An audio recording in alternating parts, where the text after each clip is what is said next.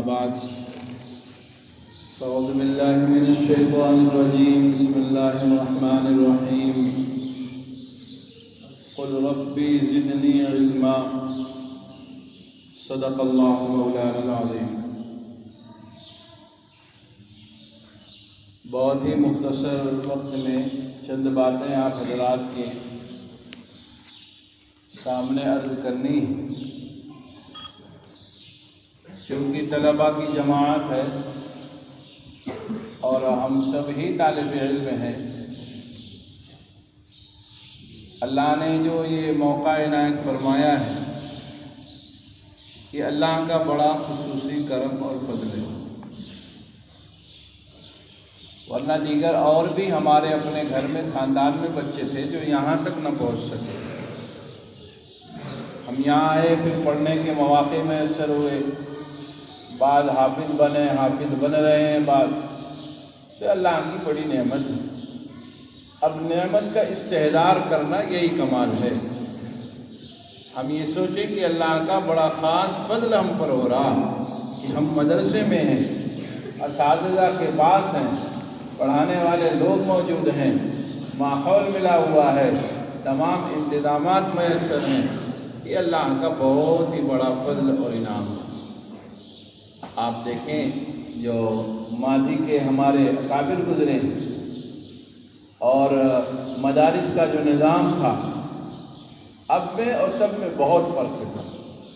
اب تو رہنے کی سہولیات میسر ہیں، کھانے پینے کے انتظامات ہیں، رہنے کے بہترین کمرے ہیں، ورنہ آج سے اگر آپ 100-150 سال پیچھے جائیے گا تو یہ نظام آپ کو دکھائی نہیں پڑے گا۔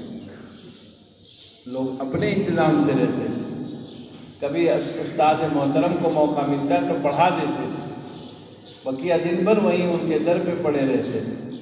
تو اللہ تعالیٰ کا بڑا خاص فضل ہوا اور ہمارے اکابرین کی اللہ تعالیٰ قبروں کو نور سے منور فرمائے، جنہوں نے ایسے انتظامات فرمائے، مکاتب اور مدارس کا جال پھیلایا۔ پھر مزید کرم یہ کیا کہ دارالاقامہ کو وجود بخش دیا کہ بچے رہ کے پڑھ سکیں، اور اس کی وجہ یہ نہیں کہ بھیڑ ہو جائے گی، وجہ یہ ہے کہ جو علم حاصل کیا جائے گا وہ عمل میں بھی داخل کر دیا جائے گا۔ دارالاقامہ ہاسٹل یوں ہی نہیں بنا بھائی، بنایا اس لیے گیا کہ جو دن میں ہم نے تعلیم حاصل کی وہ پھر پورے 24 گھنٹہ کے اپنی زندگی کے نظام میں ان تمام چیزوں کو داخل کریں۔ استنجا کرنے کا طریقہ پڑھا، اگر ہم نے استنجا کرنے کا طریقہ پڑھا تو اب استنجا ویسے ہی کریں گے۔ ہم نے اخلاقیات کو پڑھا تو اب ایک دوسرے کے ساتھ رہ کر اخلاق کیسے پیش کرنا ہے اس کو ہم کو کرنا ہے۔ صرف طالب علم ہم نہیں ہیں، طالب علم والعمل ہیں۔ حضرت مولانا شاہ ابرار الحق صاحب رحمۃ اللہ علیہ نے بات ارشاد فرمائی کہ بھائی ہم طالب علم نہیں ہیں، اصل میں ہم طالب علم والعمل ہیں۔ صرف طالب علم ہیں تو فرمایا حضرت نے یہ لفظ جو استعمال کرتا ہے وہ اپنے کو دھوکہ دیتا ہے۔ اسے پہلے دن یہ بات سمجھنی چاہیے کہ ہم طالب علم والعمل ہیں، صرف طالب علم نہیں۔ بات سمجھ رہے نہیں سمجھ رہے بھائی؟ طالب علم والعمل یعنی جیسے علم کے طالب ہیں ویسے ہی عمل کے بھی طالب ہیں۔ جیسے علم سیکھ رہے ہیں ویسے عمل کرنا بھی سیکھنا ہے۔ جیسے علم کو یاد کر رہے ہیں ویسے عمل کو بھی یاد کرنا ہے۔ جیسے علم کے لیے جد و جہد کر رہے ہیں ویسے عمل کے لیے بھی جد و جہد کریں گے۔ جیسے علم حاصل کرنے کے لیے اپنی طبیعت پر بوجھ ڈالنا پڑتا ہے، نیند کو بھگانا پڑتا ہے، بھوک کو روکنا پڑتا ہے، ایسے ہی عمل کرنے کے لیے نیند کو بھگانا پڑے گا اور اس کے لیے مجاہدہ کرنا پڑے گا تاکہ علم کا وہ حصہ جو کہ ہم نے پڑھا ہے وہ زندگی میں داخل ہو جائے۔ صرف طالب علم نہیں، ہم نے پڑھا بال چھوٹے بڑے نہیں رکھنے ہیں تو اب بال چھوٹے بڑے ہمیں بھی نہیں رکھنا ہے۔ ایسا نہیں ہے، ہم نے علم تو حاصل کیا کہ رسول اللہ صلی اللہ علیہ وسلم نے نہن نبی صلی اللہ علیہ وسلم خدا فرمایا کہ رسول اللہ صلی اللہ علیہ وسلم نے بال چھوٹے بڑے رکھنے سے منع فرمایا۔ اب پڑھ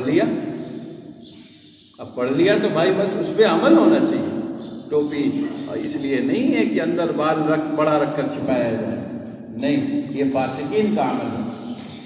اب وہ ایک دم سے زندگی میں داخل ہونا چاہیے کہ بال ہمیشہ ہمارے برابر ہونے چاہیے۔ ہم نے پڑھا المومن لا یکذب، مسلمان جھوٹ نہیں بولتا۔ اب جھوٹ ہمیں بھی نہیں بولنا ہے، چاہے وہ اساتذہ سے ہو، چاہے وہ اپنے ساتھ رہنے والے طلبہ سے ہو، جھوٹ نہیں بولنا، سچ ہی بولنا۔ یہ علم کا حصول ہوگا، علم کا حصول کرنا ہوا، یعنی علم حاصل کرنا ہوا۔ اس لیے میرے بھائی اور دوستو، دو تین چیزیں یہ ہے جو ذہن نشیں رہنی چاہیے۔ سب سے پہلے یہی بات ہے کہ ہم طالب علم والعمل ہیں، صرف طالب علم نہیں۔ پڑھ کر قرآن کہتا ہے بعض لوگ ایسے ہیں جو بڑے پڑھے لکھے ہوتے ہیں، مثل الذین حملوا التوراۃ کمثل الحمار یحمل اسفارا۔ وہ کون لوگ تھے؟ نرے علم رکھنے والے تھے، بس جاننے والے تھے، جانکار تھے، بس اور کچھ نہیں تھے۔ تو اللہ نے کیا فرمایا؟ جیسے گدھے پر جانور پہ کتاب رکھ دی جائے، ویسے ہی مثال ان کی بھی ہے جو کتاب کو یاد کیے ہوئے عمل نہیں کرتے۔ مثل الذین حملوا التوراۃ کمثل الحمار یحمل اسفارا۔ تو بات کیا سمجھ میں آئی؟ صرف طالب علم نہیں ہے، ہم طالب علم والعمل ہیں، یعنی جو چیز پڑھی، اگر ہم نے نور الاضاء پڑھی، کتاب الاستنجاء پڑھا، ہم نے قدوری ہم نے پڑھی، کتاب الصلاۃ ہم نے پڑھا، اور آگے کی ایسی جتنی کتابیں ہیں فقہ کی ہم نے پڑھی، تو پھر وہ سب جتنے قواعد ہیں، مسائل ہیں، زندگی میں داخل ہونا چاہیے۔ حفظ کے بچے قرآن پڑھ رہے تو اب قرآن کے جو آداب اساتذہ نے بتائے اب وہ زندگی کا حصہ ہونا چاہیے، بس پھر کام بن گئے آپ کا، سمجھے؟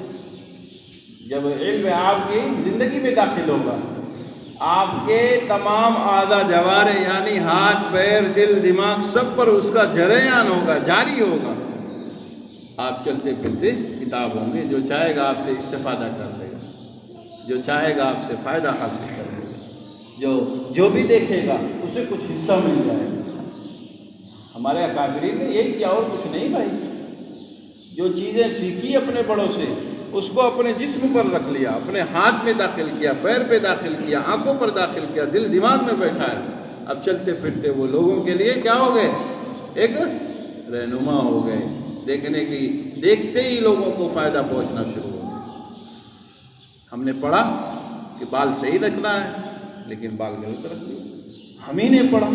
جو بچے مشکات تک بچے مجھے بتایا گیا، ہم پڑھ رہے ہیں یہاں پہ، معلوم ہے مسائل میں ہم نے دیکھا کہ جو لوگ بال چھوٹے بڑے رکھتے ہیں ان کی نماز مکروہ ہے۔ پڑھ لینا، نہیں پڑھو پھر سے پڑھ لینا، ٹھیک ہے؟ جن کا بال چھوٹا بڑا ہوتا ہے نماز مکروہ ہے۔ امامت قرات کے ساتھ کوئی بھی کتاب فقہ اٹھائیے نہ دیکھیے، قضا کی تعریف پڑھیے گا، پھر اس پہ مسئلے کو دیکھیے گا، ایک دم صاف لکھا ہوگا۔ جب پتہ ہے فاسق کیا طریقہ ہے تو ہمیں کیا ضرورت کرنے کی بھائی؟ چھوڑ دیں جو طریقہ اپنے بزرگوں کا ہے، جو سنت طریقہ ہے بال رکھنے کا، جو جس طریقے سے شریعت بتاتی ہے ویسے بال ہم رکھیں، ویسے معاملات کریں، ایک دوسرے کا خیال کرنے کا طریقہ بتایا گیا، ایک دوسرے کا خیال کرے۔ لا یغتب بعضکم بعضا، ایک دوسرے کی غیبت نہ کرو۔ لا تجسسوا، ٹوہ میں نہ لگو۔ لیکن ہمارا کام ہے سب سے بڑا والا، ٹوہ میں لگنا، ایک دوسرے پر نگاہ رکھنا، ادھر کی بات ادھر کرنا، ادھر کی بات ادھر کرنا، اس کو اس سے لڑا دینا، اس کو اس سے لڑا دینا، یہ کون سا کمال ہے بھائی؟ ہم نے تو پڑھا لا تجسسوا، کسی کی تجسس میں نہ پڑھو۔ اب یہ قاعدہ اپنے استاد کے لیے نہ فٹ کر دینا کہ وہ حضرت آئے تھے بتا کے گئے ٹوہ میں نہ لگنا، آپ ہماری نگرانی ہر وقت کرتے رہتے۔ بھائی وہ آپ کے محسن ہیں، ان کی ٹوہ اور آپ کی نگرانی کرنا آپ کے حق میں اچھا ہے۔ وہ آپ یہ قاعدہ وہاں نہ لگا دیجیے گا۔ آپ تربیت میں ہیں اس وقت، تو جو تربیت کرتا ہے وہ نگاہ رکھتا ہے، آپ پر نگاہ رکھی جا رہی، آپ کے اساتذہ رکھ رہے، آپ کے مدرسے کے منتظمین جو ہیں وہ رکھ رہے ہیں، تاکہ آپ اچھے سے اپنے ہاتھ پیر کو چلانے والے بن جائیں۔ وہ آپ کے کیا ہیں؟ محسن، مربی۔ دیکھتے ہیں نماز میں کہاں پہنچے ہیں آپ، پہلے صف میں ہیں کہ دوسری صف میں ہیں۔ یہ نہ کہیے کہ تجسس میں نہ پڑھیے، آپ تجسس میں پڑھیں گے تبھی تو پتہ چلے گا نماز میں کہاں آئے گئے۔ ورنہ اذان ہوگی بیت الخلا تشریف لے جائیں گے. نماز چھوڑنے ہم بھی طالب علم ہی تھے بھائی، طالب علم ہیں ابھی تک، گھر کا حال تو سب کو ہی معلوم رہتا ہے نہیں. تو یہ سب چیزیں ہیں جو زندگی میں ہمارے داخل ہیں. بس بات مختصر سی یہی ہے. ایک سب سے اہم کام کیا ہے؟ ہم نیت صحیح کریں کہ ہم طالب علم والعمل، جو چیزیں پڑھیں گے اسے زندگی میں داخل کریں. پڑھنے کے لیے صرف علم میں اضافہ نہیں ہے، علم میں اضافہ برائے عمل ہے. علم کا حصول برائے علم یہ تو فائدہ پہنچا رہے ہیں، کہیں نہ کہیں فائدہ پہنچا دے گا، اس سے انکار نہیں ہے. علم ہوگا آج نہیں تو کل، کل نہیں تو پرسوں فائدہ پہنچائے گا. لیکن فائدہ جب ہے اصل، جب اس پر عمل کرنے کا ارادہ بھی ہو ساتھ میں، پھر اللہ تعالیٰ کی توفیق سے عمل کرنا آسان ہو جاتا ہے. اور ایک چیز اور بتا دو جو بڑا اہم مسئلہ ہے، حضرت والا ہردوئی رحمۃ اللہ علیہ بہت کثرت سے بتایا کرتے تھے، اور حضرت پھولپوری رحمۃ اللہ علیہ کی یہ توجہ تھی اور اس پر حضرت توجہ بھی دلایا کرتے تھے. وہ ہے استنجا میں اہتمام کرنا، استنجا کرنے میں اہتمام کرنا. اگر ہم یہاں نہیں سیکھیں گے، کل آپ ہی ہم میں سے کوئی حافظ ہوگا، کوئی عالم ہوگا، کوئی مفتی ہوگا، کوئی وقت کا امام ہوگا، لیکن اس مسئلے کو سمجھ نہ سکا، یا سمجھا تو لیکن اس پہ توجہ نہ دیا، تو نماز اپنی بھی جائے گی، لوگوں کو بھی اپنے سر پہ ہم لے جائیں. تو اس کی مثال پہلے دے دوں تاکہ بات کو سمجھ میں آ جائے. کتاب الاستنجا تو لوگوں نے پڑھا ہی ہوگا، سب پتہ ہی ہے. استبرا، استنقاء سب آپ نے تعریف بھی پڑھ رکھی ہوگی. بس ایک چیز ہے جس پر توجہ مجھے تھوڑی سی دلانی ہے، وہ کیا ہے؟ آپ جیسے پائپ سے پانی دیتے ہیں، جو پلاسٹک پائپ ہوتی کسی سبزی میں ڈالنے ہو یا سبزہ میں ڈالنا ہو، آپ کو اپنی کیاری اور پھلواڑی میں ڈالنا ہوتا ہے، تو آپ وہاں سے پانی جب چالو کرتے ہیں وہاں پانی گرنا شروع ہو جاتا ہے. اور پھر جیسے ہی کام ختم ہوا آپ نے وہاں پر بند کیا، پانی یہاں پر رک گئے، لیکن پائپ میں پانی موجود ہے، پائپ میں پانی موجود ہے.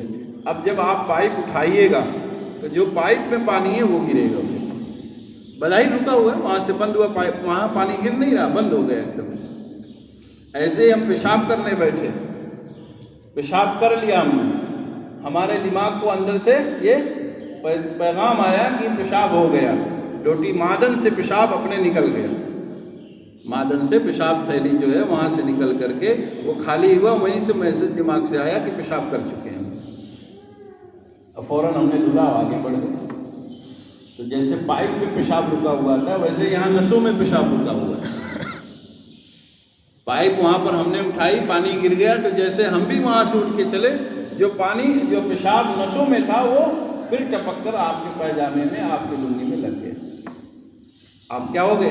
ناپاک ہو گئے. اب نہ وضو رہا نہ نماز رہی، اب نہ وضو رہا نہ نماز رہا.